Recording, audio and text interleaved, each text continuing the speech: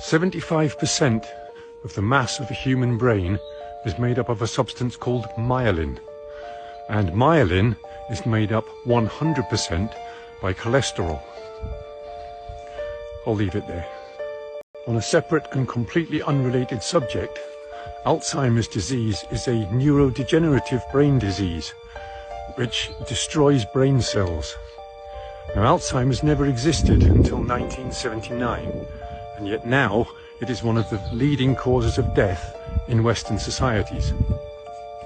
On a separate and completely unrelated subject, margarine was first invented in 1869 because Napoleon wanted a cheaper and longer lasting fat for his armies to travel with. It didn't gain popularity until the Second World War, when butter and other animal fats were scarce. It grew in popularity in the 50s, but by the 70s the animal fats in it had been replaced with vegetable oils,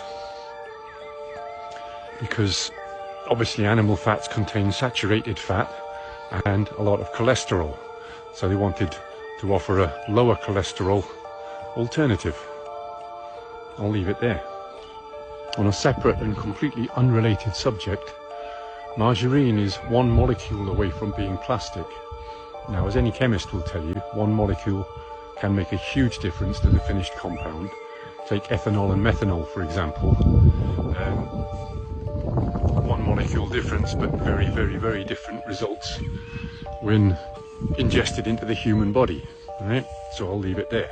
When they first introduced sunglasses, it started triggering a massive increase of cancer. So it has everything to do with cancer. You are filtering out certain rays of the sun, which is supposed to enter. You're blocking them out. And the pineal gland, which receives the light in a different color formation, that means the entire spectrum of light.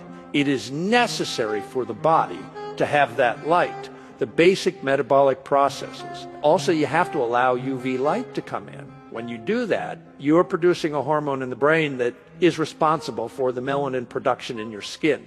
So that's where your skin protection occurs. If you are not producing that, your skin becomes susceptible to even sunlight.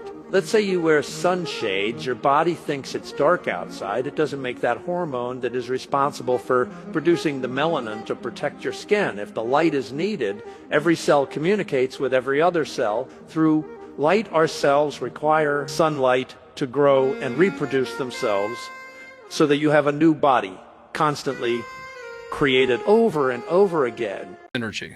So we think that lion's mane, the research has shown it increases myelin regeneration on the sheath of the nerves. And the psilocybin proliferates nerve tip growth. So it should conceivably help you learn. What are the most harmful foods that people constantly eat? Seed oils. So canola, sunflower, safflower, rapeseed, palm oil. The reason for this is it's not the plant. It's the distance from the plant to the table. When you put a canola plant into a commercial press, it comes out gummy, and you degum it with hexane, which is a known neurotoxin. Then you take that neurotoxin degummed oil and you heat it to 405 degrees and you turn it rancid. You need to deodorize it with sodium hydroxide, which is a very powerful carcinogen. Sometimes bleach it before you bottle it. You ever notice when you go down the shelf in a grocery store and it's all the vegetable oils, they're all exactly the same color, that perfect yellow color? That would never happen. If you pressed 1,000 plants and turned it into oil, you would not get that level of consistency. That's chemically induced, and then they put a heart healthy label on it. These are pro-inflammatory. They cause a massive amount of inflammation in the body. So what are the oils you can use in your life? Well, in your kitchen, you need 5 oils. You need a grass-fed butter, ghee butter, grass-fed tallow, coconut oil, and an olive oil. The first real seed oil to enter the human diet was 1911. Procter & Gamble made Crisco, right? And that was a seed oil in like a white sort of form that mimicked butter for humans. And then Crisco was part of a big marketing campaign where Procter & Gamble was trying to tell people this is better than butter, or it stays fresh longer than butter. And there was this big confusion that happened. But 120 years ago, humans did not eat seed oils. And this is an interesting point of reference to consider. If you think about the health of humans in 1900,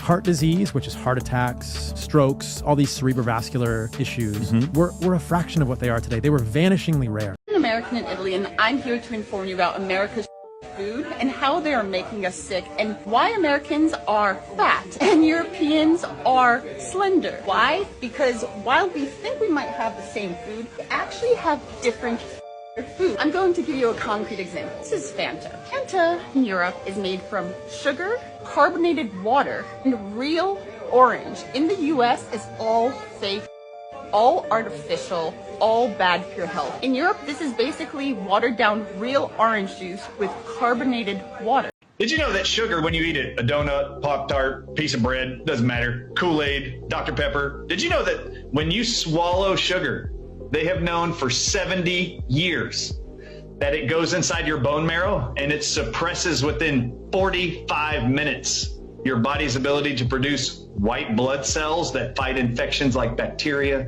yeast, viruses, funguses, and parasites?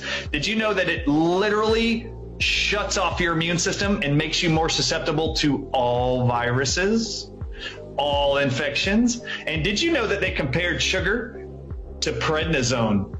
Prednisone is a steroid, and do you know that its job is to suppress your immune system? In fact, it's called an immune system suppressant. Did you know that sugar suppresses your immune system more than prednisone does? So if you're trying to fight an infection, if you're worried about the bird flu in the future, and I find out you're eating donuts and Pop-Tarts and cereal in the morning, you don't care about your health.